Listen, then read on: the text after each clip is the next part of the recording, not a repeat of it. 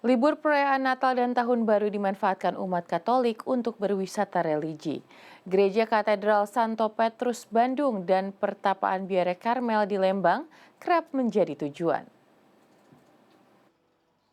Biara Karmel yang terletak di kawasan Lembang, Kabupaten Bandung Barat menjadi salah satu tujuan wisata religi dan ziarah bagi umat Katolik. Biara ini didirikan oleh 8 suster asal Belanda pada 1940 untuk memperkenalkan biara kontemplatif kepada umat. Dalam perkembangannya, para suster kemudian membangun tempat berdoa untuk umat yang dikenal sebagai Taman Doa. Ada 2 jalur yang bisa dikunjungi di Taman Doa.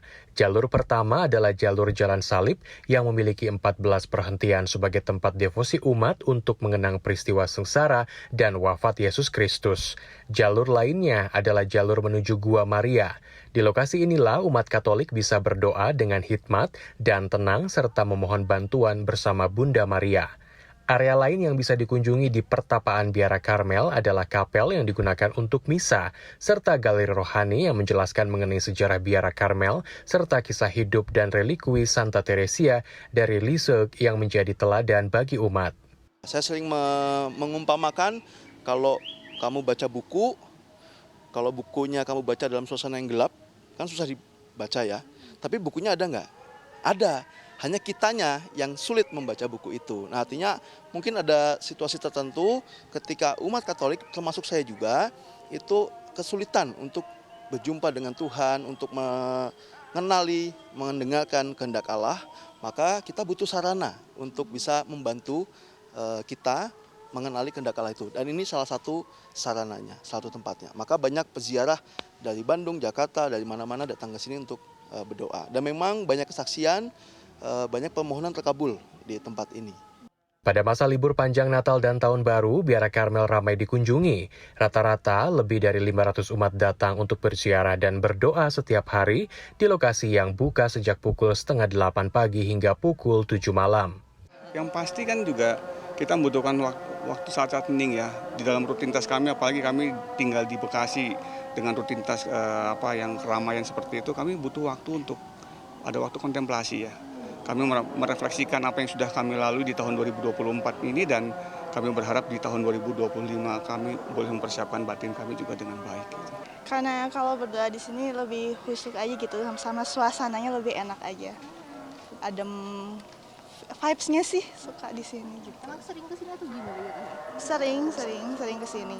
Kalau misalkan ada kesempatan waktu kesini suka. Liburan juga sama keluarga banyak kan. Selain Biara Karmel, Gereja Katedral Santo Petrus Bandung kerap dijadikan tujuan wisata religi umat. Dibangun pada 1921, katedral ini didirikan dengan gaya arsitektur neogotik, yakni pembaharuan arsitektur gaya gotik yang berkembang di Eropa. Gaya ini terlihat pada kaca patri, atap, dan fasad depan gereja. Salah satu bangunan cagar budaya kelas A di kota Bandung, Jawa Barat ini merupakan gereja tua di kota Bandung yang tidak pernah direnovasi. Keaslian bangunan sejak awal berdiri masih sama hingga saat ini.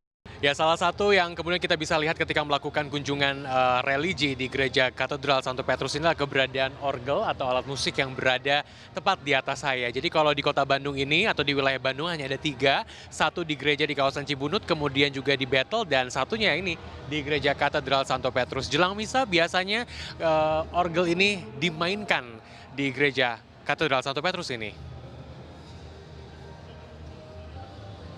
Wisata religi perayaan Natal 2024 lebih spesial karena pada tahun ini Katedral Santo Petrus Bandung memperingati tahun Yubelium. Diperingati setiap 25 tahun sekali secara sederhana, tahun ini adalah tahun pengampunan dosa dari Tuhan. Peringatan ini ditandai dengan dibukanya pintu utama Gereja Katedral Santo Petrus Bandung. Pembukaan pintu suci itu simbolis. Salah satu simbolnya yang mau ditunjukkan adalah pintu hati Allah, itu Maha Rahim, terbuka untuk semua orang yang berdosa. Jadi kita masuk melewati pintu itu, kita orang-orang yang berdosa masuk menuju ke hati Allah untuk memohon pengampunan daripadanya. Untuk memperingati tahun Yubelium, pintu utama Gereja Katedral Santo Petrus akan dibuka pada 29 Desember yang dipimpin langsung oleh Uskup Bandung, Monsinyur Antonius Subianto Bunjamin. Tim Liputan CNN Indonesia, Jawa Barat.